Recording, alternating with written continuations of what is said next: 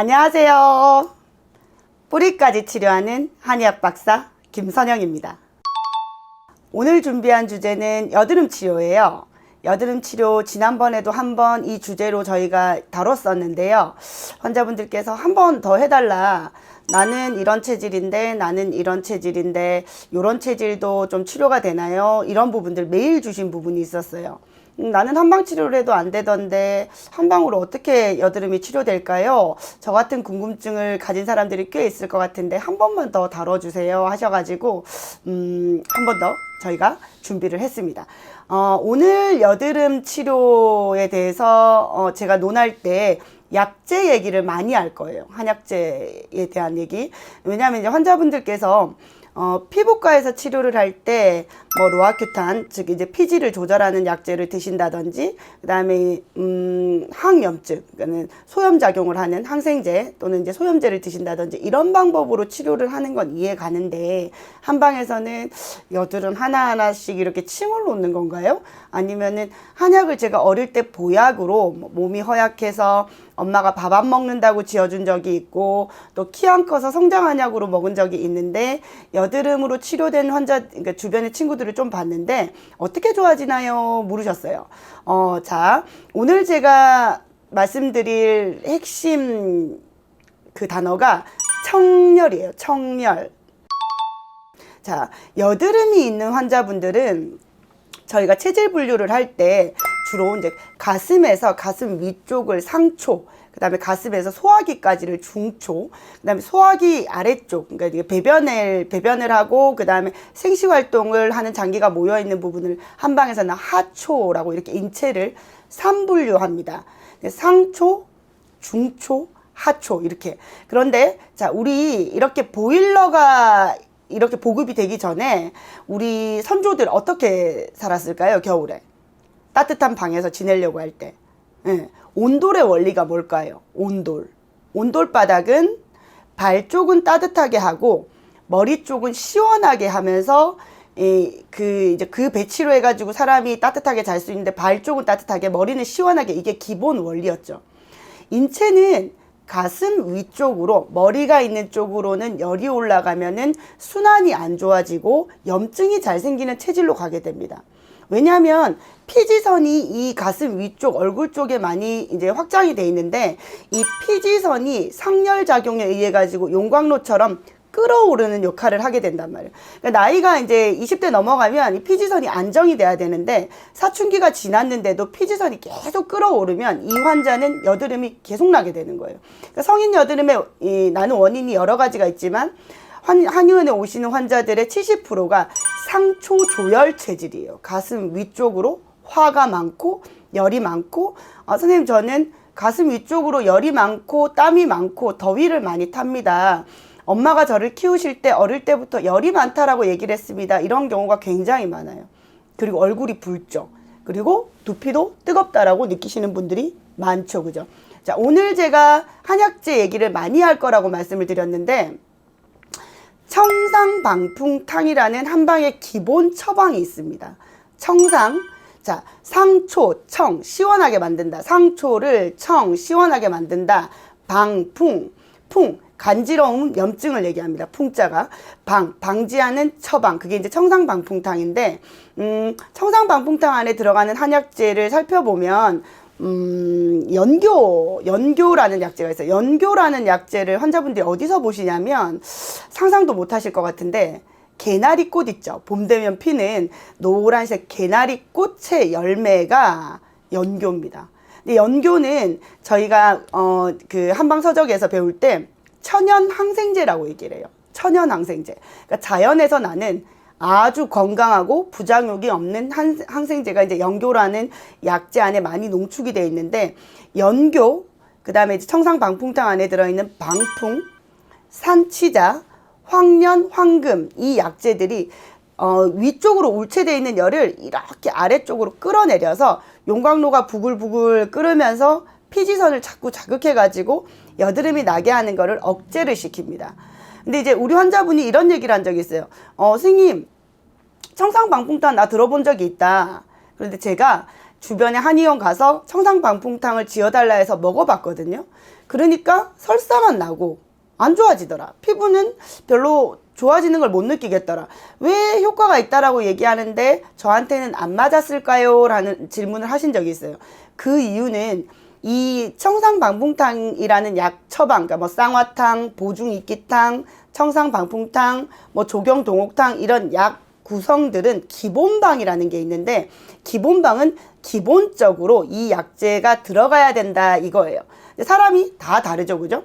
나이도 다르고 성별도 다르고 체중도 다르고 비만이냐 말랐냐, 그 다음에 식습관이 건강하냐 건강하지 않냐, 잠을 잘 자냐 잠을 못 자냐에 따라 가지고 이 기본방을 써서 이 환자에게 맞아 떨어질 수는 없단 말이에요.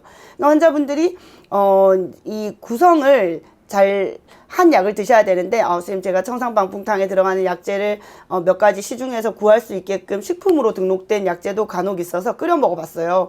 그런데 효과를 못 봤어요. 이건 이제 한의사들께 맡겨야 되는 영역입니다. 그러니까 저희가 이 환자를 진맥을 하고 이 환자가 소화기가 어떠냐, 그럼 이 기본방에서 소화기를 북돋아주고 건강하지 않은 소화기를 이제 건강하게 만들어주고, 배변 기능이 원활하지 않아서 변비가 생기고 안 좋은 가스가 피부에 영향을 미치는 걸 배출시키는 약재를 더해줘야 되겠죠. 그 다음에 이 환자가 상초 조혈이 그렇게 심하지 않다. 그럴 때는 기본에서 약재의 양 자체를 마이너스 감소시켜서 조절해줘야 되는 거예요. 그러니까 인체가 참 어렵고 한의학이 참 신기하면서도 진료를 하면서 제가 어렵다 생각되는 게 이 조절이 굉장히 어려워요. 이렇게 하면 될 것 같은데, 제 초창기 때 그 임상 경험이 아주 풍부하지 않을 때는 그런 적이 있었어요. 우리 선배 한의사 선생님이 저를 가르쳐주는 이제 뭐 이전에 그 페이닥터 할 때 선생님이 이렇게 하면 낫는다 했는데 이걸 열심히 외운단 말이에요. 그래서 호기롭게 해봐요. 다른 이제 제 환자가 왔을 때 해보는데 안 낫는단 말이에요. 그래서 제가 또 고민을 하겠죠. 왜 안 나았지? 분명히 배울 때 이렇게 하면 좋아진다 했는데 왜 안 나았지? 이거를 고민을 해보고 경험이 쌓이고 여러 수만 케이스의 환자를 보다 보면 체질이 보이고, 이럴 땐 이 약재를 이 용량만큼 써야 되는구나, 저럴 땐 이 약재를 이 용량만큼 써야 되는구나, 이게 탁 맞아떨어지면 환자분들이 너무 좋아하시죠. 선생님 너무 좋아요. 여드름 적게 나요. 열 오르던 거 좋아졌어요. 얼굴색이 빨갛던 게 이제 투명하게 돌아오기 시작했어요. 이렇게 말씀하시거든요. 약을 지으실 때 그 부분을 한번 잘 기억을 하셨으면 좋겠어요. 남에게도 좋은 약이 나에게 좋을 수는 없어요. 그러니까 쌍화탕 먹으니까 피로가 풀리고 몸살에 굉장히 탁월한 효과가 있더라. 그런데 나는 쌍화탕 먹고 그 얘기를 듣고 쌍화탕 먹었는데 열이 너무 많이 났다. 이 사람한테는 좋을 수 있는 약이지만 내 체질은 이 사람이랑 다르단 말이에요.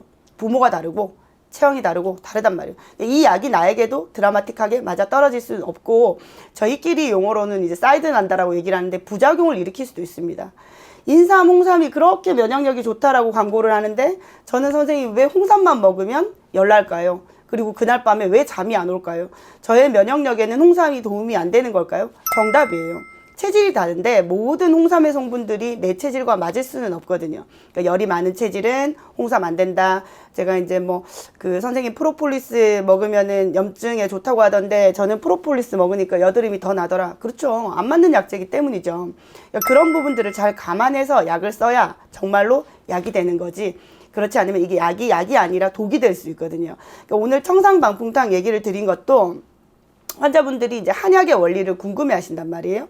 궁금해 하셔서 기본적인 틀을 말씀을 드렸지만, 기본에서 내 체질에 딱 맞게끔 더하고 빼고는 그 환자의 체질을 보고 정해야 되는 부분이니까 그 부분 고려하셔서 그 치료를 신중하게, 또 그리고 집에서 이렇게 막 좀 안 따려 먹으셨으면 좋겠어요. 그러니까 따려 먹고 더 심해져서 오는 케이스도 있어요. 환자분들이 선생님 뭐 오기가 멀어서 기본적인 그런 것들 어디 좀 구해가지고 어디 재탕하는데 맡겨서 먹어봤는데 더 심해졌어요. 그래서 부랴부랴 왔다. 왜 그런 겁니까? 한약재 좋다 해서 먹었는데 전 왜 그런 겁니까?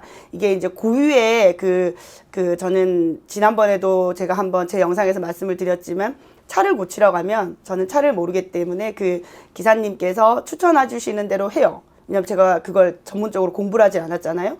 그리고 제가 하지 않는 다른 부분에서 또 진료를 받아야 될 부분이 있다면은 저는 그 의사 선생님께서 추천해 주시는 대로 해요. 왜냐면 그 부분에 전문가시기 때문에. 그러니까 한방도 마찬가지예요. 이렇게 저렇게 혼자 해보시려고 하시면 더 몸이 망가지고 더 마이너스 되고 더 부작용이 생겨서 우리가 이제 치료를 할 때 이 걷잡을 수 없는 상황에서 오시는 환자들을 꽤 보기 때문에 그런 미연에 그런 부분들은 좀 방지를 하셨으면 좋겠다라는 생각이 듭니다.